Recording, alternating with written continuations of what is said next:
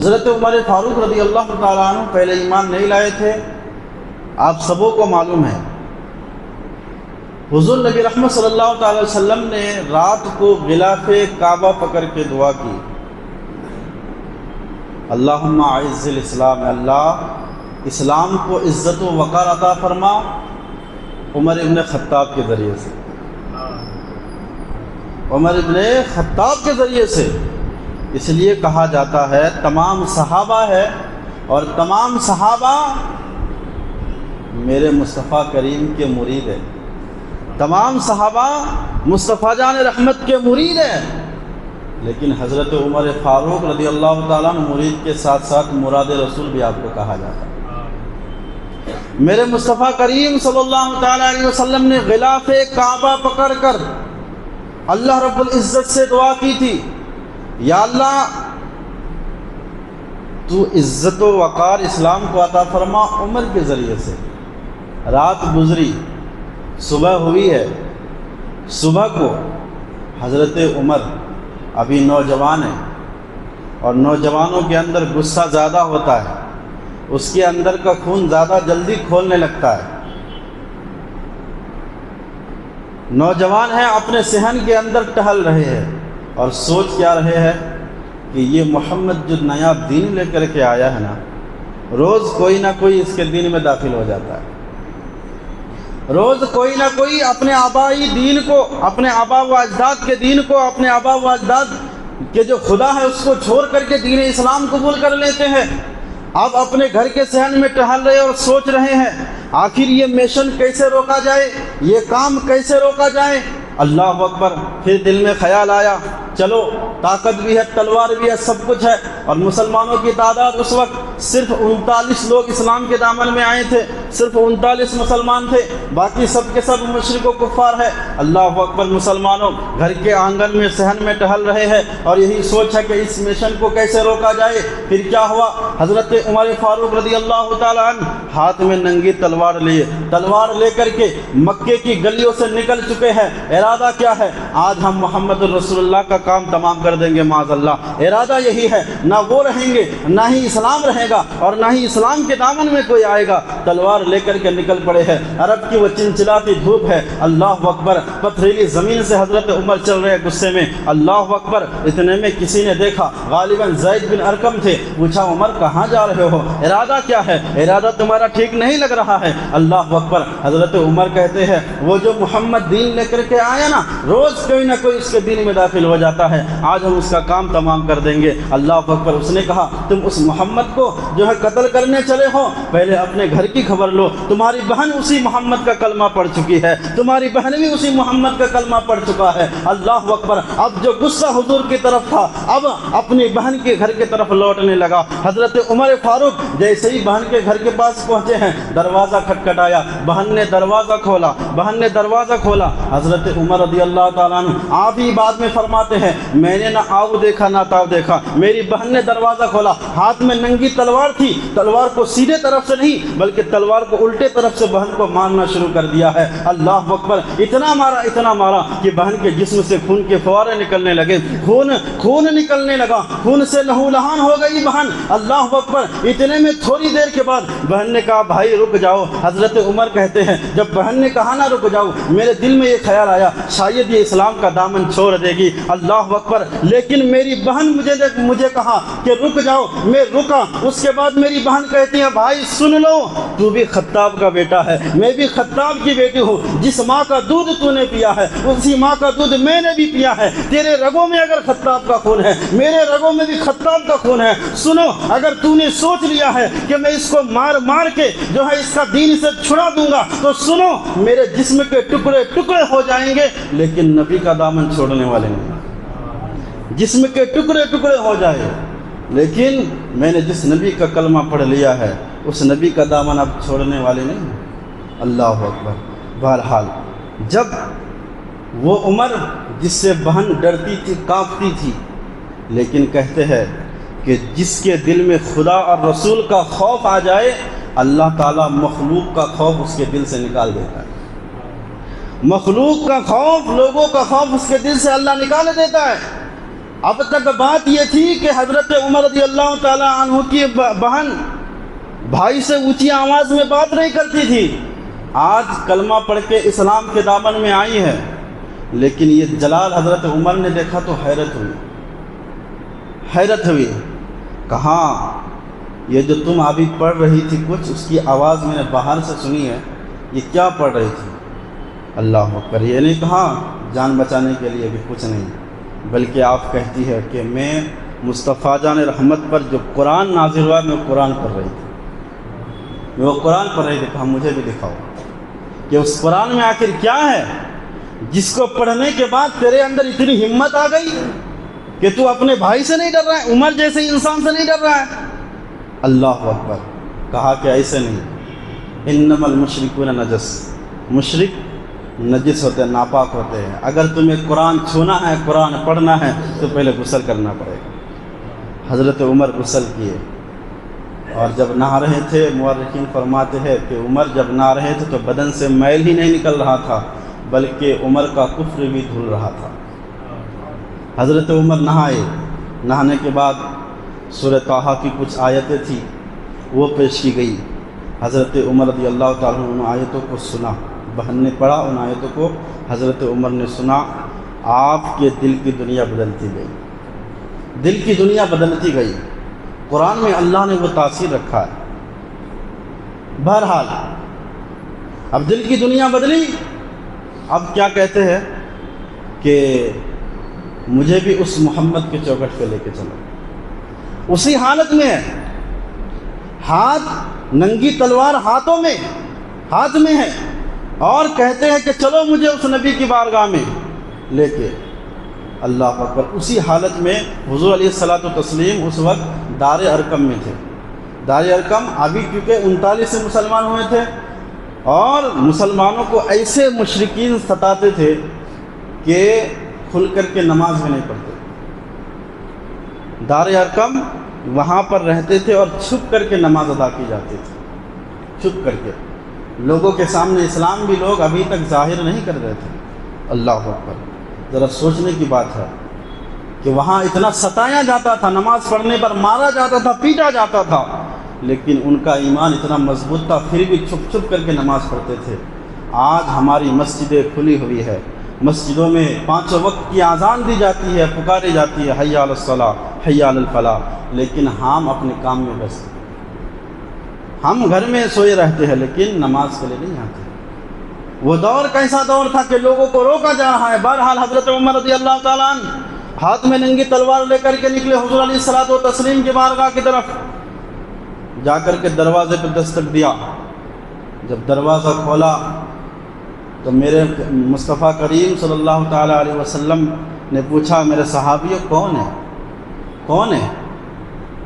صحابہ نے عرض کیا، یا رسول اللہ عمر آ رہا ہے۔ حضور نے فرمایا دروازہ کھول دو۔ یا رسول اللہ عمر ہے، وہ دشمنان اسلام میں سے داخل ہے، دشمنان اسلام میں ہے وہ۔ اللہ اکبر۔ میرے نبی نے فرمایا دروازہ کھول دو۔ یا رسول اللہ اس کے ہاتھ میں ننگی تلوار بھی ہے، اس کا ارادہ صحیح نہیں لگ رہا ہے۔ مصطفیٰ جان رحمت نے فرمایا دروازہ کھول دو۔ سب کوئی حضرت عمر کے ہاتھوں میں تلوار دیکھ رہے تھے، لیکن میرے مصطفیٰ نے جو رات میں دعا کی تھی اس دعا کی تاثیر عمر کے چہرے پر دیکھ رہے تھے۔ رات میں دعا کی تھی، یا اللہ عمر کے ذریعے سے اسلام کو عزت و وقار عطا فرما۔ بہرحال دروازہ کھولی گئی، حضور علیہ الصلوۃ والتسلیم کے سامنے حضرت عمر آئے۔ میرے نبی نے فرمایا عمر کیا تمہارے ایمان لانے کا وقت نہیں آیا؟ ایمان لانے کا وقت نہیں آیا؟ اللہ نے کیا تاثیر رکھی تھی میرے نبی کی زبان پر، چند باتیں ہی کہنی تھی کہ حضرت عمر جس کے سامنے بڑا جو ہے بہادر کانپتا تھا، میرے مصطفیٰ کے سامنے آ کے قدموں میں گر گئے، قدموں میں گرا۔ جب قدموں میں گرا میرے نبی نے کلمہ پڑھایا، اشہد ان لا الہ الا اللہ واشہد ان محمدا عبدہ ورسولہ۔ فرمایا گیا جب حضرت عمر نے ایک کلمہ پڑھ کر کے اسلام کا دامن تھاما، اسلام میں داخل ہوا، میرے مصطفیٰ کریم کو اتنی خوشی ہوئی کہ حضور علیہ السلام نے اسی وقت اللہ اکبر کی صدا بلند کی۔ جب میرے نبی نے اللہ اکبر کہا، تمام صحابہ نے زور سے اللہ اکبر کہا۔ فرمایا گیا اس اللہ اکبر کی آواز اس طرح گونج رہی تھی گویا کہ مکے کے پہاڑوں میں بھی وہ آواز پہنچ گئی، مکے کے پہاڑوں تک وہ آواز پہنچ گئی۔ اللہ اکبر۔ حضور علیہ السلام بہت خوش ہے۔ بہرحال حضرت عمر رضی اللہ تعالیٰ عنہ اسلام میں داخل ہو گئے اور آپ بے پناہ حضور سے محبت کرتے تھے۔ حضور کی محبت کے سامنے کوئی چیز جو ہے آپ کے سامنے کوئی ویلیو نہیں رکھتی تھی، کوئی چیز آپ کے سامنے اہمیت نہیں تھی حضور کی محبت کے سامنے۔ اللہ اکبر۔ اور یہ حضرت عمر ہے جن کے رائے کے مطابق، جنہوں نے رائے دی، مشورہ دیا، اور اس مشورے کے مطابق اللہ نے کئی جگہ پر قرآن میں آیت نازل فرمائی۔ حضور علیہ الصلوۃ والتسلیم پر جو قرآن نازل ہوا ہے، کئی آیتیں حضرت عمر کے مشورے کے مطابق، حضرت عمر نے جو بات کہی تھی اس بات کے مطابق اللہ نے آیت نازل فرمایا۔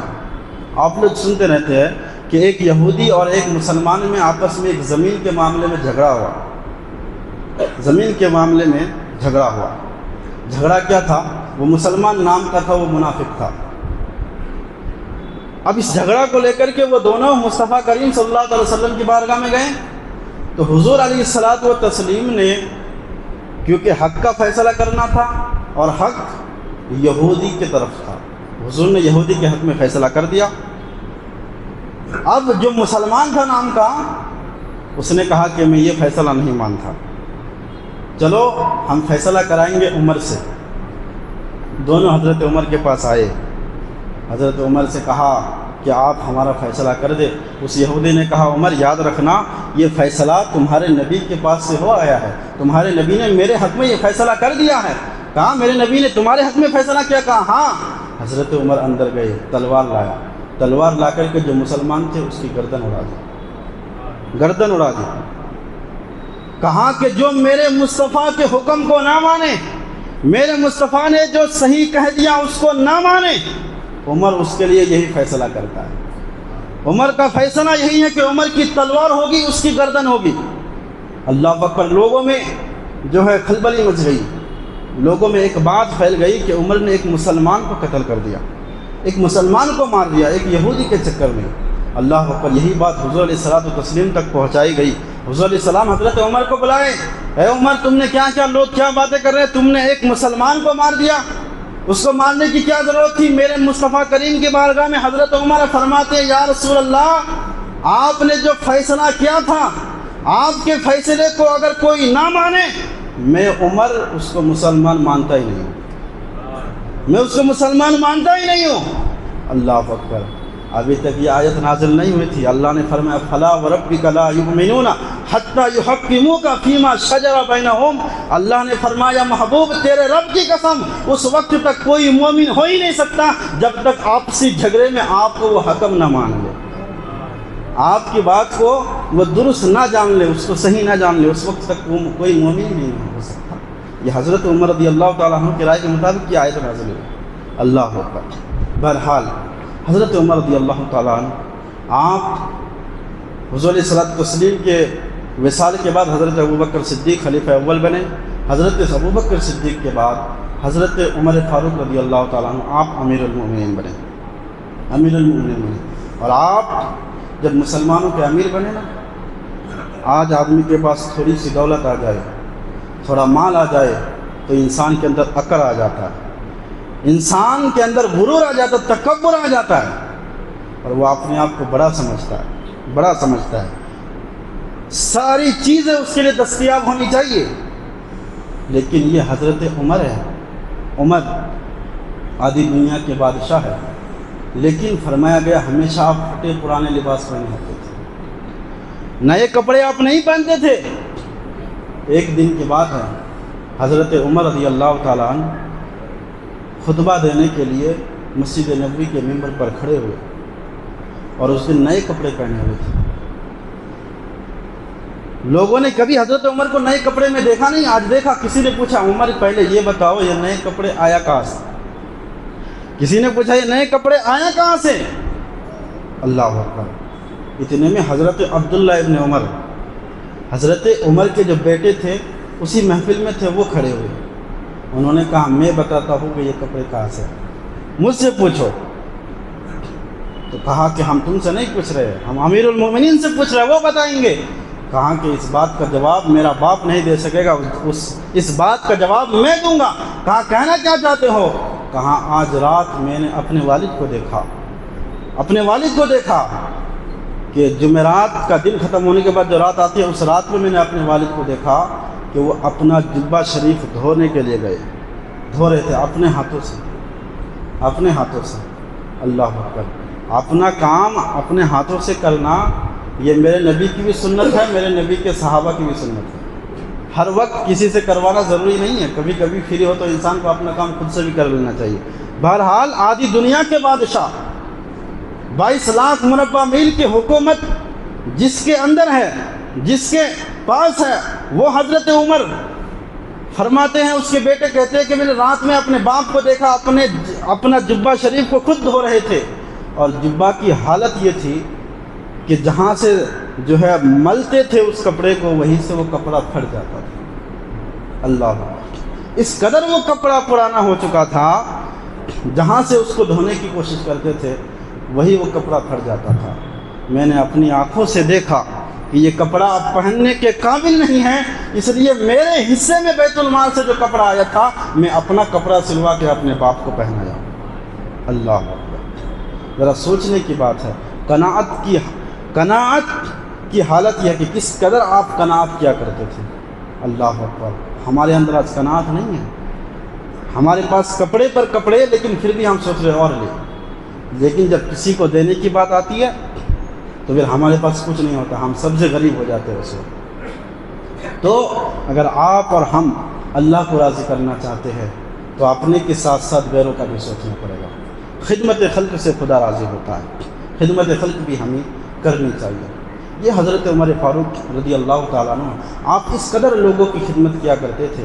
حضور نبی رحمت صلی اللہ تعالیٰ علیہ وسلم کی وصال کے بعد حالت یہ تھی کہ جو غریب مسلمان تھے نا مدینے میں، تو تمام صحابہ کی ڈیوٹی لگ گئی تھی کہ فلاں کے گھر کی خبر میں رکھوں گا، دوسرے صحابہ کہتے تھے اس کے گھر کی خبر میں رکھوں گا، اگر کسی چیز کی ضرورت ہوگی تو میں اس کی ضرورت پوری کروں گا۔ لیکن انہی میں سے ایک بوڑھی عورت تھی مدینے میں، بوڑھی عورت تھی جو کہ چلنے پھرنے سے معذور تھی۔ حضرت عمر رضی اللہ تعالیٰ عنہ فرماتے ہیں کہ اس کے گھر میں کسی کی ڈیوٹی نہیں ہے کہ اس کے گھر میں جا کے کام کرنا۔ اللہ اکبر! بہرحال حضرت عمر رضی اللہ تعالیٰ عنہ آپ فرماتے ہیں میں نے سوچا میں خود جاؤں گا، جا کر کے اس کے گھر کے سارے کام کر کے آؤں گا، میں جاؤں گا۔ اللہ اکبر! فرماتے ہیں میں رات کو اٹھنے کے بعد میں اس بوڑھی عورت کے گھر تک پہنچا۔ جیسے میں پہنچا میں نے دیکھا کہ اس کے گھر کے سارے کام ہو چکے تھے، جھاڑو بھی لگ چکا تھا، بستر کی بھی صفائی ہو چکی تھی، سارا کام ہو چکا تھا۔ حضرت عمر فرماتے ہیں شاید کہ آج کسی نے اس کے گھر کا کام کر دیا ہوگا، کل آؤں گا، کل آ کے اس کے سارے گھر کا کام کروں گا۔ اللہ اکبر! پھر دوسرے دن کی صبح ہوئی، صبح کو نکلے، پھر جا کر کے حضرت عمر نے دیکھا کہ آج بھی کام ہو گیا۔ 3 دن تک جاتے رہے اور تینوں دن کام ہو چکا تھا۔ مقصد کیا تھا کہ جا کر کے اس کے گھر کے کام میں کروں گا۔ اللہ اکبر! فرماتے ہیں کہ چوتھا دن میں نے یہ سوچا کہ آخر کون شخص آتا ہے اور اس کے گھر کے سارے کام کر کے جاتا ہے، ذرا میں دیکھوں۔ پہلے سے ہی آ کر کے ایک جگہ کھڑے ہو گئے تو حضرت عمر نے دیکھا ایک شخص ہے جو چہرے کو چھپا کر کے اس خاتون کے گھر آتے ہیں، آنے کے بعد اس کے گھر کے سارے کام کرتے ہیں، پھر آہستہ آہستہ قدموں کے ساتھ باہر بھی چلے جاتے ہیں۔ حضرت عمر نے کہا کہ کون ہے یہ؟ کون اس طریقے سے نیکی کر رہا ہے کہ کسی مخلوق کو بھی پتہ نہ چلے؟ حضرت عمر کہتے ہیں میرے اندر شوق پیدا ہوا کہ میں دیکھوں یہ کون بندہ ہے۔ جب میں اس کے قریب گیا، قریب جا کر کے اس سے میں نے سلام کیا، اس کے بعد وہ اپنے چہرے سے پردہ ہٹایا تو میری آنکھیں پھٹی رہ گئی۔ وہ سامنے والا کام کرنے والا بندہ کوئی نہیں، وہ خلیفہ اول حضرت ابوبکر صدیق تھے اللہ اکبر۔ حضرت ابوبکر صدیق تھے، صحابہ کے اندر لوگوں کی خدمات کرنے کا یہ جذبہ تھا کہ سوچتے تھے میں ان کا کام آؤں، میں ان کا کام آؤں، لیکن آج ہمارا کام کیا ہے؟ ہم سوچتے ہیں میں ان کا کام بگاڑوں گا۔ کوئی آگے ترقی کر رہا ہے، یہ پیچھے کیسے ہٹے گا؟ لوگوں کی خدمت کیا کرے؟ لوگوں کی خدمت کرے، اللہ کی رضا کے لیے کرے۔ یہ نہیں کہ ہم کچھ دیں گے تو تاکہ میرا نام ہو لوگوں میں، تاکہ مجھے سخی کہا جائے، اللہ کی رضا کے لیے کیجیے۔ اور جو شخص کسی غریب کی مدد کرے گا، جو شخص کسی مظلوم کی مدد کرے گا، فرمایا گیا کسی ضرورت مند کی ضرورت پوری کرنے کے لیے اگر کوئی شخص صرف 2 قدم چلتا ہے، اللہ تبارک و تعالیٰ اس کے لیے مسجد نبوی میں 2 مہینہ اعتکاف کرنے کا ثواب عطا فرماتا ہے۔ اللہ اکبر، کتنا؟ صرف 2 قدم اگر کسی کی مدد کے لیے کوئی چلے، کسی کی مدد کرنے کے لیے 2 مہینہ مسجد نبوی میں اعتکاف کرنے کا ثواب اللہ عطا فرماتا ہے۔ اللہ اکبر۔ تو ہمارے اندر یہ جذبہ ہونا چاہیے، صحابہ کے اندر وہ جذبہ تھا کہ لوگوں، فرمایا گیا جب حضرت عمر فاروق رضی اللہ تعالیٰ عنہ جب خلافت سنبھال رہے تھے نا، آپ ہی کی خلافت میں ایسا وقت بھی آیا تھا کہ سب لوگ جیسے ہی سال گزر تھا اپنے اپنے مال کی زکوٰۃ لے کر کے دروازے پر کھڑے ہو جاتے تھے، مال کی زکوٰۃ نکال کر دروازوں پر کھڑے ہو جاتے تھے۔ اور وہ وقت بھی آیا کہ سب کوئی زکوٰۃ نکالنے والے تھے لیکن زکوٰۃ لینے والا کوئی نہیں تھا، زکوٰۃ کے مستحق کوئی نہیں تھا، وہ دور آیا تھا۔ اللہ اکبر، اس قدر لوگوں کے درمیان آپ نے انصاف کا وہ چراغ جلایا تھا۔ اللہ اکبر۔ ایک صحابی رسول تھے، وہ غالباً یمن کے تھے، وہاں کے لوگ امیر ہوتے تھے اس زمانے میں، انہوں نے بہت سارا مال وہاں کے لوگوں کی زکوٰۃ کے مال مدینہ بھیجا اور حضرت عمر کو خط لکھا، عمر یہ زکوٰۃ کا مال ہے، یہ لوگوں کے درمیان غربا میں تقسیم کر دینا۔ حضرت عمر نے ان تمام جو چیزیں آئی تھی، جو تمام مال آیا تھا، حضرت عمر نے یہ ایک خط لکھ کر کے واپس بھی کر دیا تھا، اور اس خط میں یہ لکھا تھا کہ مدینے میں آپ کوئی زکوٰۃ لینے کے مستحق ہی نہیں ہے، سب کوئی زکوٰۃ نکال رہے ہیں۔ اللہ، بعد میں اسی مال کو دور میں کہیں دوسرے ملک میں بھیجا گیا تھا۔ تو انصاف کا، وہ عدل کا وہ کارنامہ حضرت عمر نے کیا ہے کہ آج بھی آپ مدینے کی گلیوں میں چلے جائیے نا، تو مدینے کی گلیاں حضرت عمر کی عدالت کی گواہی دیں۔ حضرت عمر رضی اللہ تعالیٰ عنہ، آپ کو اللہ نے کیا شان عطا فرمایا تھا، آپ کو اللہ نے کیا مقام عطا فرمایا تھا۔ مصر میں دریائے نیل جسے کہا جاتا ہے، دریائے نیل، وہاں پانی خشک ہو جاتا تھا، اور وہاں ایک بری رسم تھی۔ وہ رسم کیا کہ سال بھر کے بعد ایک 16 سال کی لڑکی کو ذبح کیا جاتا تھا، اس کے خون کو دریا میں ڈالا جاتا تھا، اس کے بعد پھر وہ اس دریا میں پانی آتا تھا۔ جب وہاں پر اسلامی حکومت آ گئی تو وہاں کے بادشاہ نے، وہاں کے گورنر نے یہ حکم دیا، عمر یہاں پر ایک بری رواج ہے کہ سال بھر کے بعد ایک نوشیزہ کو، ایک خوبصورت لڑکی کو بلی چڑھانا پڑتا ہے، اس کو ذبح کرنا پڑتا ہے، اس کا خون جب تک نہ بہایا جائے اس وقت تک دریائے نیل جاری نہیں ہوتا، دریائے نیل جاری نہیں ہوتا۔ اللہ اکبر۔ پھر کیا ہوا؟ حضرت عمر رضی اللہ تعالیٰ عنہ نے 2 خط لکھا، ایک وہاں کے گورنر کے نام اور ایک دریائے نیل کے نام۔ کیا دریائے نیل، کیا کوئی دریا بھی خط پڑھ سکتا ہے؟ دریا خط پڑھ سکتا ہے، وہ سن سکتا ہے؟ ہاں، جو نبی کا پکا سچا غلام ہو سکتا ہے نا، جو نبی کا پکا سچا غلام ہو جائے تو پھر کائنات کی ہر چیز اس غلام کا فرما برداری کرنے میں لگ جاتی ہے، اس غلام کی فرما برداری کرنے میں لگ جاتی ہے۔ حضرت عمر نے 2 خط لکھا، ایک وہاں کے گورنر کے نام، ایک دریائے نیل کے نام۔ گورنر تک وہ خط پہنچائی گئی، دوسری خط اس دریا میں لا کر کے ڈال دی گئی جس دریا کے نام آپ خط لکھے تھے۔ فرمایا گیا وہ قاصد وہ خط لے کر کے پہنچا اور دریائے نیل میں ڈالا، جہاں پانی خشک ہو چکا تھا، دریائے نیل پر وہ خط ڈالنا تھا، اس قدر وہ دریا جاری ہوا کہ 1400 سال کا عرصہ گزر چکا ہے. فرمایا گیا اسی وقت سے آج بھی وہ دریا کبھی خشک نہیں ہوا, آج بھی وہ دریا جاری ہے. فرمایا گیا مصر میں وہاں جو 4 5 سال تک ایک قطرہ پانی کا نہیں ہوتا ہے, بارش کا ایک قطرہ بھی نہیں ہوتا ہے, لیکن دریائے نیل ہمیشہ موج مارتا رہتا ہے. دریائے نیل کو دیکھیں گے تو آپ کو احساس ہوگا حضرت عمر کے خط کا اثر ابھی بھی اس دریا میں نظر آئے گا. اللہ حضرت عمر رضی اللہ عنہ نے خط لکھا تھا, ابھی تک وہ جاری, ابھی تک 1400 سال سے زیادہ کا عرصہ گزر گیا, ابھی تک جو ہے کبھی پانی خشک نہیں ہوا. یہ تاثیر حضرت عمر رضی اللہ عنہ کے خط کی. اللہ نے بڑی شان عطا فرمایا تھا, بڑا مقام عطا فرمایا, لیکن آپ کے اندر بڑی عاجزی و انکساری تھی, عاجزی و انکساری تھی. دین کی خدمت کرتے, دن بھر لوگوں کے انصاف کرتے, لیکن جب رات ہو جاتی تھی, رات کے اندھیرے میں آپ نکلتے کہ کوئی کسی پریشانی میں مبتلا تو نہیں ہے. رات کے اندھیرے میں آپ تلاش کرتے تھے کہ کون کس حالت میں, اگر کوئی بری حالت میں ہوتا تھا پھر آپ اس کی مدد کرتے تھے. اور آپ اس بات کا اندازہ لگاتے تھے کہ میرے بارے میں لوگوں کے درمیان کیا باتیں ہو رہی ہیں, کہیں میں برا شخص تو نہیں ہوں, کہیں میں لوگوں کے لیے کوئی برا کام تو نہیں کر رہا ہوں. اللہ اکبر. یہ حضرت عمر فاروق رضی اللہ تعالیٰ عنہ ہے, رات کے اندھیری میں گشت کیا کرتے تھے, رات کے اندھیری میں لوگوں کے گھروں کو دیکھتے تھے. اور آپ ایک بڑھیا کا واقعہ بھی سنے کہ وہ اس کے بچے رو رہے تھے اور اس کے گھر میں کھانے پینے کا کچھ نہیں تھا.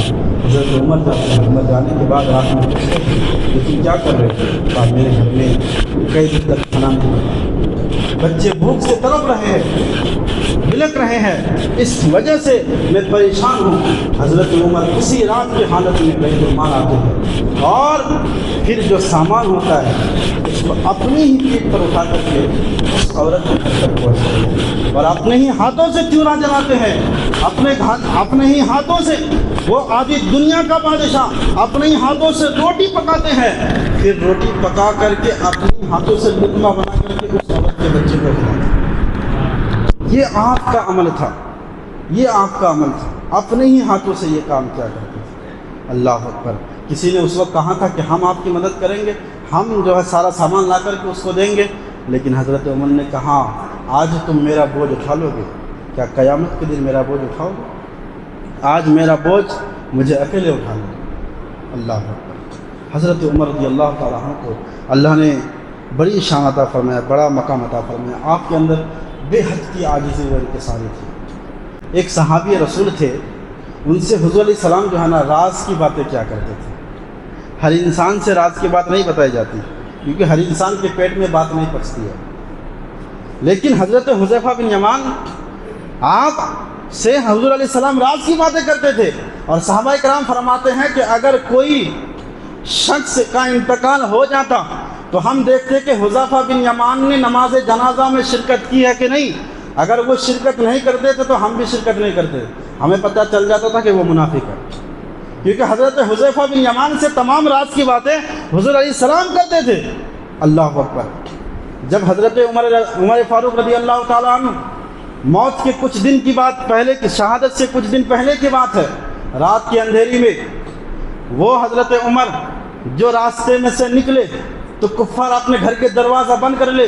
وہ عمر جس کے بارے میں میرے مصطفیٰ کریم نے فرمایا میرے بعد کوئی نبی ہوتے تو عمر ہوتے, وہ عمر جس کے تعلق سے مصطفیٰ کریم صلی اللہ تعالی وسلم کی بارگاہ میں حضرت جبرائیل آ کے کہتے ہیں کہ اگر میں عمر کی شان بیان کروں اور 900 سال تک عمر کی شان بیان کروں, 900 سال کا عرصہ گزر جائے گا, عمر کی شان ختم نہیں ہوگی.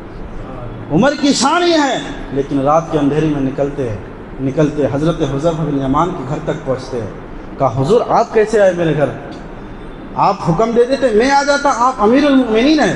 اللہ اکبر. حضرت عمر رضی اللہ تعالیٰ فرماتے نہیں, آج میں امیر المؤمنین بن کے نہیں آیا ہوں, آج ایک گنہگار بندہ سمجھ کر کے تم سے کچھ باتیں پوچھنے کے لیے آیا ہوں.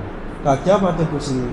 کہا تم سے حضور تو راز کی باتیں کرتے تھے, راز کی بات حضور علیہ السلام تم سے کرتے تھے, آج تم سے بات یہ پوچھنی ہے کہ جب میں آج مسجد سے باہر نکلا نا نماز پڑھ کے, لوگ کہہ رہے تھے عمر بڑا ہی اچھا آدمی ہے, بڑا ہی اچھا آدمی ہے, اور جب میں گھر گیا اپنی بیوی سے پوچھا بتاؤ میں نے تمہارے ساتھ کچھ بدسلوکی کی ہے؟ تو بیوی نے کہا نہیں آپ تو بہترین شوہر ہیں۔ میں نے اپنے بچوں سے پوچھا بچوں میری بیٹیوں بتاؤ کیا میں برا آدمی ہوں؟ کیا لوگوں کے درمیان غلط فیصلہ کرتا ہوں؟ میرے بچیوں نے بھی یہی کہا کہ آپ جیسا آدمی دنیا میں ابھی کوئی نہیں ہے۔ اللہ اکبر! کہا میرے بارے میں لوگوں نے بھی اچھا گمان کیا، میری بیوی نے بھی اچھا گمان کیا، بچوں نے بھی اچھا گمان کیا ہے، لیکن تم سے میرے نبی راز کی باتیں کرتے تھے، آج یہ تم سے پوچھتا ہے یہ غلام یہ بتاؤ میرا نام کہیں منافقوں میں شمار تو نہیں ہے؟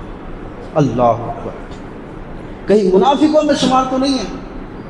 ذرا یہ بتا دو۔ اللہ اکبر!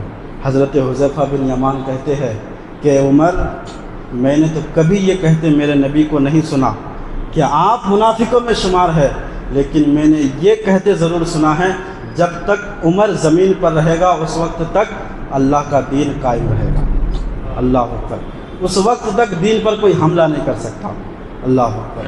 حضرت عمر رضی اللہ تعالیٰ عنہ آپ کی زندگی پر یہ کچھ باتیں تھیں، اور بھی بہت باتیں رہ گئی ہیں۔ اللہ تبارک و تعالیٰ ان تمام باتوں پر ہمیں عمل کرنے کی توفیق عطا فرمائے۔